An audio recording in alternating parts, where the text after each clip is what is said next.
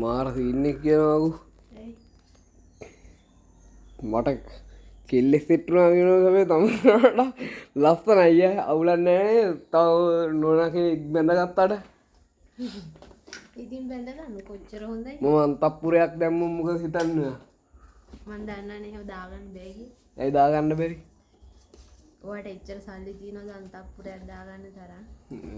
මට සල්ලි තියෙන්න ඕනේ නැහැ සල්ලි තියෙන නෝනාලා ටිකක් බැඳගත්තොත් තව 4 දිනක් බඳින්න ආසයි ඈ සුදු කෙල්ලෝ 3යි හරිද ඔයාගේ පාට තව එක්කෙනා එතකොට එහෙම හොඳයිනේ මං කිව්වා කියලා හිතාගන්න එහෙනම් ඒ ගෑනුන්ටම කියලා වැඩ ටික කරගන්නකො.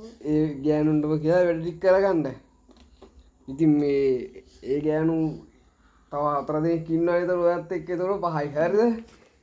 අවුලක් නැහැ ඒතකොට ඔයාටත් උදව් කරයි මේ ළමයා බලාගනි. ආසයිතිනේ. ඈ? ආසයි. හොඳයි නේද?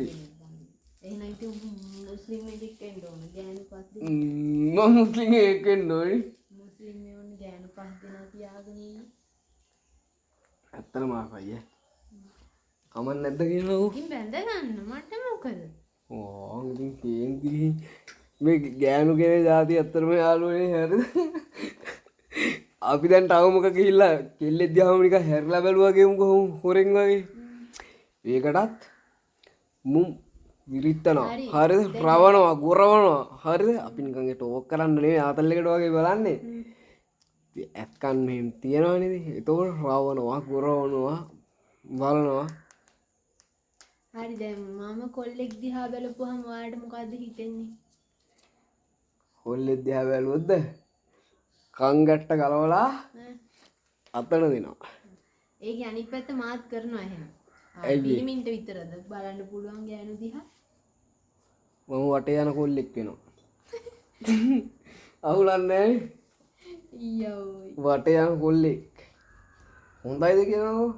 ඉතින් යන්න. හැබැයි පස්සේ අඬන්න බෑ. මම පොඩ දන්න මම සතුටු වෙනවා. හැබැයි මෙහෙමයි දැන් ඔයාගේ නම සෙව්වන්දිනේ. ඒ වගේම ලස්සන ලස්සන නම් තියෙන 4ක්. හොඳයි. සෙව්වන්දි. ඊට ඊළඟ එක්කෙනා සඳුනි. ඊළඟ එක්කෙනා මල්නි. එතකොට 3යි හරිද? ඊළඟ එක්කෙනා කවුද? 4 වෙනි එක්කෙනා හන්සි. 5 වෙනි එක්කෙනා දිලේකා වගේ අවුලක් නැහැ නේද? දිලේක නම් සෙට් කරගත්තට ඔයාලට පාඩුවක් නැහැ දිලේකට. දැනට මම මේ කෙල්ලෝ සෙට් එකේ ෆොටෝ තියෙනවා හරිද? ඒවා පින්නන්නේ නැහැ. මම හෙට දිහා පින්නන්නම් කොහෙනම් ඈ.